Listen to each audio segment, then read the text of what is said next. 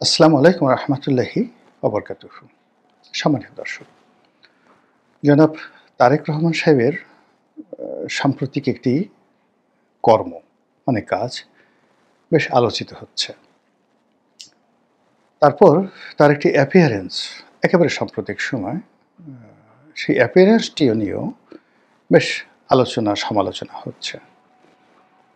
যেহেতু তিনি একটি দলের শীর্ষ নেতা এবং তার দলের পক্ষ থেকে বলা হচ্ছে ভবিষ্যৎ প্রধানমন্ত্রী, এবং নির্বাচন হয়ে গেলে যেভাবে নির্বাচন হোক তার দল ক্ষমতা আসবে বলে বিএনপি নেতাকর্মীরা শতভাগ বিশ্বাসী, 100%। আর বিএনপি ক্ষমতা আসলে শতভাগ তিনি দেশের প্রধানমন্ত্রী হবেন। আর লন্ডন থেকে তিনি প্রধানমন্ত্রী রূপে এয়ারপোর্টে নামবেন, এটি মোটামুটি এখন বিএনপির লোকজন ধরেই নিয়েছে, এর বাইরে কোনো কিছু হবে না। তো সেই দিক থেকে তার ইমেজ, তার ব্যক্তিত্ব এবং তার সব কিছু যেন একটা রাষ্ট্রকে রিপ্রেজেন্ট করে। তিনি যেন প্রধানমন্ত্রী হিসেবে ঠিক একটা রেকর্ড তৈরি করতে পারেন উদারতায়, মহানুভবতায়, প্রেমময়তায় এবং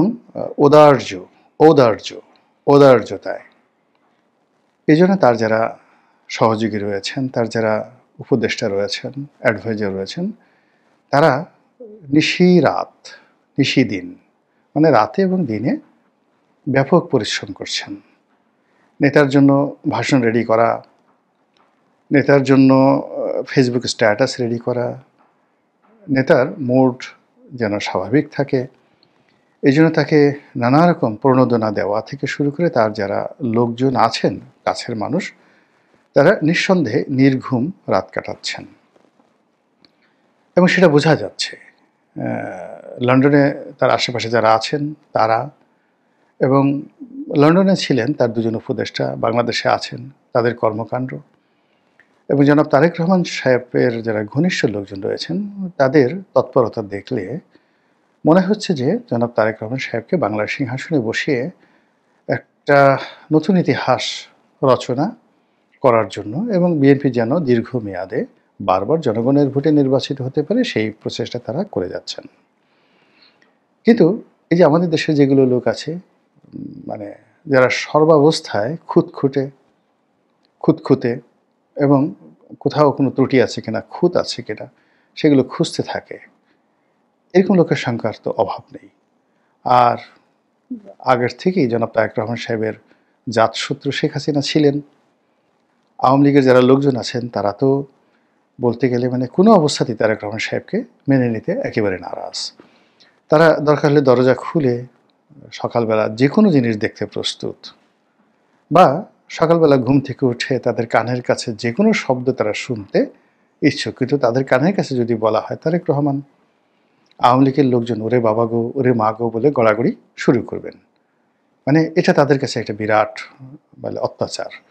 এবং আওয়ামী লীগের যে লোকজন যারা এখন জেলখানাতে আছেন, মানে তাদেরকে যদি শাস্তি দিতে চান ডক্টর মোহাম্মদ ইউনূস, তাহলে একটা কাজ করতে পারেন, আমি যেটা জানি, তাদের পুরো রুম সেখানে তারেক রহমানের ছবিগুলো টানিয়ে দেওয়া হোক এবং বলা হবে যে এই ছবিতে কোনো অবস্থাতেই কোনো আঁচল দেওয়া যাবে না, যদি আঁচল দেওয়া হয় তাহলে এই শাস্তি হবে। সেকেন্ড থিং হলো তাদেরকে 3 বেলা খাবারের আগে এবং খাবারের পরে তারেক রহমান সাহেবের ভাষণ তাদেরকে শোনানো হোক। আপনি গিয়ে দেখবেন 1 সপ্তাহের এই থেরাপিতে আওয়ামী লীগের লোকজন পুরো কাপড় চোপড় নষ্ট করে জেলখানাতে তারা একেবারে হাসপাতালে ভর্তি হয়ে যাবে, তাদেরকে আর আনতে পারবেন না, এর চেয়ে শাস্তি আর তাদের কাছে নেই। এরকম অবস্থা তারেক রহমান সম্পর্কে আওয়ামী লীগের যারা লোকজন তাদের অ্যালার্জি, এটা আপনি লিখে রাখেন, এটাই অবস্থা।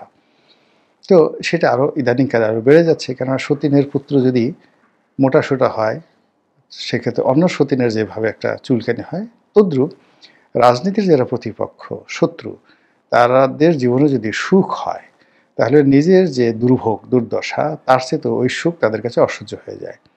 আওয়ামী লীগ এখন দৌড়ানির উপর আছে, প্যাদানির উপর আছে, কিন্তু এটা তাদের কাছে যতটা না কষ্টের, তার সাথে বড় কষ্টের হলো তারেক রহমান সাহেব প্রধানমন্ত্রী হচ্ছেন। এবং তারেক রহমান সাহেব যেদিন প্রধানমন্ত্রী রূপে শপথ নেবেন, সেদিন আপনি দেখবেন যে দিল্লিতে শেখ হাসিনার বাসায় কি হয়, কি যে ঘটবে একমাত্র আল্লাহ রাব্বুল আলামিন জানেন। শেখ হাসিনা যেদিন ক্ষমতা হারিয়ে তিনি হেলিকপ্টারে উঠেছেন, ওই বেদনা তার কাছে যতটা না নির্মম, ওই স্মৃতি তার কাছে যতটা না মানে কষ্টের, কিংবা তার ৩২ নম্বর ভেঙে ফেলা হয়েছে, ওটা তার কাছে যতটা না কষ্টের, তার চেয়ে বেশি কষ্টের হলো যেদিন তিনি দেখবেন যে তারেক রহমান সাহেব প্রধানমন্ত্রী রূপে শপথ নিয়েছেন এবং শেখ হাসিনা যে আসনটিতে বসেছেন সেই আসনে তারেক রহমান সাহেব বসে সরকারি দলিল দস্তাবেজে স্বাক্ষর করছেন। এটা তার জন্য অতি কষ্টের। এই কারণে কি হচ্ছে, তারেক রহমান সাহেবকে পচানোর জন্য, ছোট করার জন্য বিএনপির লোকজন প্রাণান্ত চেষ্টা করছে। একইভাবে জামাতের যারা লোকজন আছেন, অন্যান্য যারা লোকজন আছে, যারা হাইডেন এনিমি, তারাও কিন্তু তারেক রহমান সাহেবের মানে নিয়ে নানা রকম তারা ন্যারেটিভ তৈরি করে ফেলছেন। এখন আমি দেখলাম যে তারেক রহমান সাহেব যে একজন সামরিক কর্মকর্তা, ডিজিএফের একজন সামরিক কর্মকর্তা, তার সঙ্গে তিনি একটা সময় অনভিপ্রেত আচরণ করেছেন, আনএক্সপেক্টেড, অশোভনীয়, তারপরে শোভনীয় ছিল না, আপত্তিকর। তো সেটাকে তিনি স্মরণ করেছেন এতকাল পরে। ভদ্রলোক একজন মেজর জেনারেল, তার নাম রুমি, এবং সেই রুমি সাহেবের সঙ্গে তিনি খারাপ আচরণ করেছিলেন একদিন। কি করেছিলেন সেটা বলেননি, তবে খারাপ আচরণ করেছিলেন। তার জন্য তিনি প্রথমত সরি বলেছেন, আমি দুঃখিত। তারপরে বলেছেন যে এই বিষয়টি ক্ষমা সুন্দর দৃষ্টিতে দেখার জন্য তিনি অনুরোধ করেছেন। একেবারে ডাইরেক্ট ক্ষমা, অ্যাপোলজি চাওয়া, সরি এবং অ্যাপোলজি। তা তিনি এখানে সরি বলেছেন, অ্যাপোলজি বলেছেন। তা আমাদের দেশের যে সংবাদপত্রগুলো, বিশেষ করে যারা সবসময় একটা ব্যালেন্স করে চলে, এখন তারেক রহমান সাহেব এই যে ক্ষমা চেয়েছেন, এটা কোনো পত্রিকা আসেননি, তিনি দুঃখ প্রকাশ করেছেন, সরি বলেছেন। এটা প্রথম আলো থেকে শুরু করে অন্যান্য পত্রিকা এসেছে। কিন্তু আপনি যদি তার শব্দগুলো উচ্চারণ দেখেন, তাহলে তিনি প্রথমে সরি বলেছেন এবং বিষয়টির জন্য তিনি ক্ষমা প্রার্থনা করেছেন, তারপর আবার সরি বলেছেন, অ্যাগেইন সরি বলেছেন। এখন বক্তব্য হলো যে তারেক রহমান সাহেব যেখানে ক্ষমা চেয়েছেন, আমরা সেখানে সেটাকে সরি বলছি কেন? তিনি কি ক্ষমা চাইতে পারেন না? তার সম্মান, মান, মর্যাদা, আমাদের পত্রপত্রিকাগুলো যেখানে তারেক রহমান সাহেব নিজে ক্ষমা প্রার্থনা করছেন, তিনি বিনয়ী হচ্ছেন, আর আমরা তাকে অহংকারী বানিয়ে দিচ্ছি যে ওই পদে থেকে ক্ষমা চাওয়াটা শোভনীয় নয়, তিনি শুধু সরি বলেছেন। তো এই হলো আমাদের পত্রপত্রিকার তেলবাজি। দ্বিতীয়, যে এখানে ওই যে ডিজিএফআই যে একজন মেজর জেনারেল, তিনি এই সময়টাতে আগে অপমানিত হওয়ার পরেও তিনি এরকম একটি অনুষ্ঠানে কেন গেলেন? তার কি লাজ লজ্জা নেই? যদি কারো দ্বারা কেউ অপমানিত হয়, এবং এত বছর, আজকে তো না, এই অপমান তিনি হয়েছেন ২০ বছর। তো ২০ বছর আগে এই অপমানিত হওয়ার পর ২০ বছর পরে তিনি ক্ষমা চেয়েছেন। যদি ঘটনাটা এমন হতো যে তিনি সেখানে উপস্থিত নেই, তারেক রহমান সাহেব অন্যান্য যারা কর্মকর্তা, সামরিক সাবেক কর্মকর্তা উপস্থিত হয়েছেন, তাদের মাধ্যমে তিনি খোঁজ নিলেন যে ওই এক কর্মকর্তা তিনি কি আছেন? নেই। এখানে এসেছেন? আসেননি। তাহলে আমার সালাম দিবেন, আই এম সরি, বা আমি সেদিন যে আচরণ করেছিলাম তার কাছে গিয়ে আমার পক্ষ থেকে আমার যে ক্ষমা চেয়েছি এটা তাকে পৌঁছে দেবেন। এটি ওই অফিসারের যে আত্মমর্যাদা বোধ আছে, সম্মান বোধ আছে, এটা মনে হতো। কিন্তু যেহেতু তিনি একজন দলীয় পান্ডা হিসেবে, এই মেজর জেনারেল রুমি সাবেক দলীয় পান্ডা হিসেবে, তারপরে দলীয় একজন যাকে বলা হয় তাবেদার হিসেবে, তারেক রহমান সাহেবের কর্মী হিসেবে, আরও যদি বলেন সেবক হিসেবে, আরও যদি বলেন, আর বললাম না, তিনি সেখানে উপস্থিত হয়েছেন অবনত মস্তকে তার নেতার প্রতি আনুগত্য দেখানোর জন্য। তো সেখানে আসলে তার কাছে ক্ষমা চাওয়ার তারেক রহমান সাহেবের কোনো প্রয়োজন ছিল না। এর মধ্যে কোনো ঔদার্যতা নেই। আর তার যদি আত্মমর্যাদাবোধ থাকতো, আত্মসম্মানবোধ থাকতো এবং তারেক রহমান সাহেবের সেই দিনের বক্তব্যে তিনি যদি আহত হতেন, তিনি ভুলেও সেখানে যেতেন না। একজন মেজর জেনারেল এইভাবে পাবলিকলি কত আগে, এটা কত সালে হয়েছে আমি জানি না। এত আগে পাবলিকলি, এখন তো ধরেন মেজর জেনারেল আর্মির কর্মকর্তাদেরকে উঠতে বসতে মানুষজন অপমান করে। আমাদের অনেকে ক্যান্টনমেন্ট ভাঙতে চায়, অনেকে ব্রিগেডিয়ারদেরকে বকা দেয়, মেজর জেনারেলকে বকা দেয়, সেনাপ্রধানকে বকা দেয়। এটা এখন ভাত মাছ হয়ে গেছে। কিন্তু আজ থেকে ২০ বছর আগে একজন আর্মির সিপাহীর সঙ্গে, কনস্টেবলের সঙ্গে বেয়াদবি করার দুঃসাহস বাংলাদেশে কারো ছিল না। তো ওই অবস্থাতে তারেক রহমান সাহেব যদি একজন মেজর জেনারেলের সঙ্গে খারাপ আচরণ করে থাকেন, ইট ওয়াজ ওয়াইজ, এটা চেপে যাওয়া উচিত ছিল।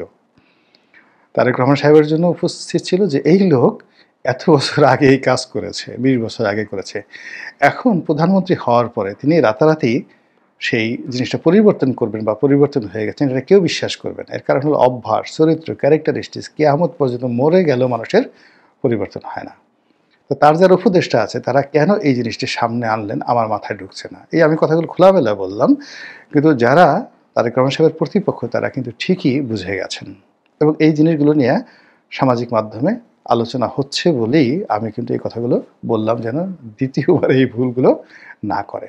যেন বোঝার চেষ্টা করুন যে ২০ বছর আগে তিনি এই কাজগুলো করেছেন যখন বাংলাদেশে পুলিশের একজন কনস্টেবল বা আর্মির একজন সিপাহীর সঙ্গে কেউ উচ্চস্বরে কথা বলতে পারতো না, তখন তিনি একজন মেজর জেনারেলকে এই ভাষায় কথা বলেছেন এবং এত তীব্রতার সঙ্গে কথা বলেছেন যে গত ২০-৩০ বছর বা ২৫ বছর তিনি এটা ভুলেননি। আই ডোন্ট নো যে এটা কত সালে হয়েছে।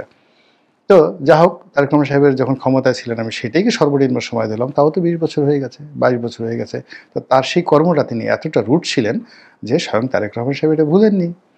আর যেই লোক মানে যাকে তিনি অপমান করেছিলেন তার কাছে সরি বলার কোনো প্রয়োজনই নেই, কেননা তিনি সেটা ডাল ভাত মনে করেছিলেন, ওটাকে তার প্রাপ্য মনে করেছিলেন এবং ওটাকে তিনি মনে করেছিলেন যে তার পুরস্কার। একটা উদাহরণ দিই। একবার শেখ হাসিনা খুব রাগ হয়েছেন বলে আমার প্রতি সবাই বলা বলি করলো পার্লামেন্টে। তা আমি খুব অভিমান করলাম। অভিমান করার পরে আমি সেই কয়েকটা টক শোতে সরকারের খুব সমালোচনা করলাম। তো সমালোচনা করার পর এখন শেখ হাসিনা চাইলেন যে আমার সঙ্গে আমি যেন তার কাছে গিয়ে সরি বলি। এই জন্য দলের মধ্যে বেশ কয়েকজন সিনিয়র যারা নেতা আছেন তারা আমাকে বললেন যে এরকম নেত্রী খুব রাগ করেছেন, তুমি যাকে বলা হয় দলের বিরুদ্ধে কথাবার্তা বলেছ, এই জন্য টকশোতে গিয়ে এই সমস্ত কথাবার্তা বলেছো, লিখেছো, এই জন্য তিনি খুব রাগ করেছেন, তাড়াতাড়ি গিয়ে সরি বলো। অনেক সিনিয়র নেতা, প্রেসিডেন্ট মেম্বার। তো দলের মধ্যে এরকম দালাল থাকে, মানে সবসময় দালাল থাকে। তো তারা আমাকে কনভিন্স করার চেষ্টা করছে যে তুমি গিয়ে নেত্রী পা ধরে ক্ষমা চাও। তা আমি বললাম যে আমি এটা মরে গেলেও পারবো না। এর কারণ হলো উনি ওই আমার সম্পর্কে বাজে কথা বলেছেন, বকা দিয়েছেন। তো তারা বলে যে আরে কি বলো তুমি, শেখ হাসিনার পবিত্র মুখ দিয়ে তোমার সম্পর্কে কথা বলেছে, এটা গালি হোক যা হোক, এটা তো তোমার জন্য একটা প্রশংসা, এটা তো তোমার জন্য একটা বিরাট ব্যাপার। তুমি যে কোনো ওসিলায় তার কাছে যেতে পারছো, সেটা গালির মাধ্যমে হোক, ভালোবাসার মাধ্যমে হোক, কিংবা এই যে তুমি এখন তার কাছে গিয়ে তার পা ধরে মাপ চাইবা, এটা তো একটা সুযোগ। আমরা তো এই সুযোগের আশায় বসে থাকি। বিশ্বাস করেন আওয়ামী লীগের প্রেসিডিয়াম মেম্বার, আমি নাম বলে দিতে পারবো এখন। তা আমি তাকে বললাম যে ভাই মাফ করেন, আমার এই রাজনীতি দরকার নেই, আমার এই নমিনেশন দরকার নেই, আমি যেভাবে আছি সেভাবেই থাকি। এটা 2011-12 সনের ঘটনা। তো এখন দেখুন, আপনি যখন এইভাবে লাথি খাওয়া, গুঁতো খাওয়া, কিল খাওয়া, অপমানিত হওয়া, লাঞ্ছিত হওয়া, এটাকে মনে করবেন আপনার পুরস্কার, সেক্ষেত্রে আপনার কাছে তো আমার সরি বলার দরকার নেই। আপনি মনে করছেন তো এটা আমার পুরস্কার, বরং সরি বলে বরং সে পুরস্কারকে আরও ছোটো করা হলো। তা যিনি ওখানে গেছেন তার যে উপস্থিতি আর যিনি সরি বলেছেন, এই দুটোর সঙ্গে আসলে রসায়নটা হয়নি ইন্টেলেকচুয়াল লেভেলে। খুব যারা নিম্নমানের বোকা টাইপের লোক, হাবাগোবা টাইপের লোক, তারা গিয়ে বলবেন হায় হায়, নেতার এত বুদ্ধি, এত স্মরণ শক্তি যে এতদিনের ঘটনা তিনি মনে রেখেছেন। আবার নেতা এত ভালো যে তিনি এই ঘটনার জন্য অনুশোচনা বোধ করছেন। পাবলিকলি এভাবে সরি বলছেন। অনুশোচনাটা খুব গোপন হয়। Between you and me. যে ভদ্রলোক সেদিন পাবলিকলি বেইজ্জতি হয়েছেন, আবার দ্বিতীয়বার তিনি আবার পাবলিকলি বেইজ্জতি হলেন যে একটা সময় তাকে এই কাজগুলো করা হয়েছে। এই যেমন আমি যে কথাগুলো বললাম, আমি তো এই ভদ্রলোকের নামও জানতাম না। এখন সেই ভদ্রলোককে যদি আমি দেখি, মিস্টার রুমি মেজর জেনারেল, আমি তাকে কি মনে করব? মানে তাকে কি মনে করব? কিছুই মনে করব না। এনিওয়ে, গেল এটা। সেকেন্ড থিং হলো যে বেগম খালেদা জিয়া গণতন্ত্রের আপসহীন নেত্রী এবং জনাব তারেক রহমান সাহেবের রাজনীতির যে মূল অ্যাসেট, একটি হলো তার মায়ের নেতৃত্ব, আর একটি হলো তার পিতার ঐতিহ্য। তো এই দুজন বিএনপিকে যে সেইভে নিয়ে এসেছে, তার প্রেক্ষিতে আমরা এখন জনাব তারেক রহমান সাহেব, তার সহধর্মিণী জুবাইদা রহমান কিংবা তার সন্তান জায়মা রহমান, তাদেরকে আমরা সবাই মাথায় করে রাখছি। এটা হলো বাস্তবতা। তো সেই দিক থেকে বেগম যে এখন হাসপাতালে, আমরা যারা সাধারণ জনগণ আমরা ধরে নিচ্ছি যে এটি এখন যে পুরো জিয়া পরিবারের মধ্যে একটা বিষাদময় অবস্থা। মৃত্যুশয্যায় যার মা থাকেন তার মতো অভাগা, তার মতো কষ্টের কেউ নেই, এটা সাধারণত সবাই মনে করেন। মৃত্যুর পরে একটা নির্দিষ্ট সময় পরে মানুষ স্বাভাবিক হয় এবং এই স্বাভাবিকতা হওয়ার জন্য জিয়াফত করা হয়। এটা ঐতিহ্য যেন এই সুখটি বা শোকটি মানুষ ভুলতে পারে। কিন্তু বেগম জিয়া যেখানে আইসিইউতে রয়েছেন, লাইফ সাপোর্টে রয়েছেন, জীবন মৃত্যুর সন্ধিক্ষণে রয়েছেন, সেখানে তারেক রহমান সাহেবের ড্রেস কোড, তার কথা, মুখভঙ্গি সব কিছুর মধ্যেই একটা শোকের ছায়া থাকবে, এটা আবহমান বাংলার বিশ্বাস।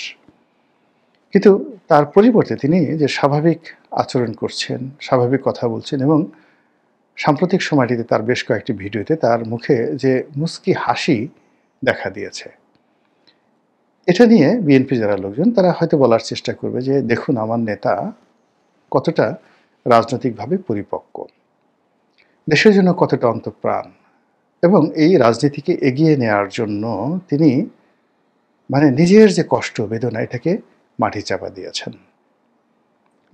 দিয়েছেন এবং একদিকে তার মৃত্যু শয্যাশায়ী মা, আর অন্যদিকে দেশ এবং জাতির প্রতি তার কর্তব্য, সেই কর্তব্যকে স্মরণ করে তিনি আমাদের সামনে আসছেন এবং এক বস্তা কষ্ট বুকের মধ্যে চাপা রেখে তিনি কাষ্ঠ হাসি, মুচকি হাসি দিয়ে তিনি আমাদেরকে সান্ত্বনা দেওয়ার চেষ্টা করছেন, আমাদেরকে গিয়ার আপ করার চেষ্টা করছেন। এটা হলো পজিটিভ কথা।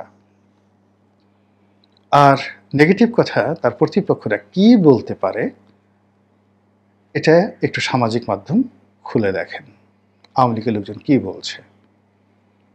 কাজেই কিছু কিছু বিষয় রয়েছে যে বিষয়গুলো এখন সবেমাত্র শুরু, তফসিল ঘোষণার পরে শুরু। এখন প্রতিটা ঘন্টা মুহূর্ত আওয়ামী লীগের জন্য এবং জনাব তারেক রহমান সাহেবের জন্য এবং বিএনপির জন্য এটি একটি মহাভারতের যুদ্ধের মতো হয়ে যাবে জামাতের জন্য, চতুর্মুখী যুদ্ধ। এবং সেখানে ন্যূনতম সামান্য একটি ভুল রাজনৈতিকভাবে অনেককে বহুদূর পিছিয়ে দিতে পারে। আশা করি জনাব তারেক রহমান সাহেব, তার উপদেষ্টা মণ্ডলী, দলের শীর্ষ যারা নেতৃবৃন্দ রয়েছেন, তারা বিষয়টিকে গুরুত্ব সহকারে বিবেচনা করবেন। আসসালামু আলাইকুম রহমতুল্লাহি ওয়া বারাকাতুহু।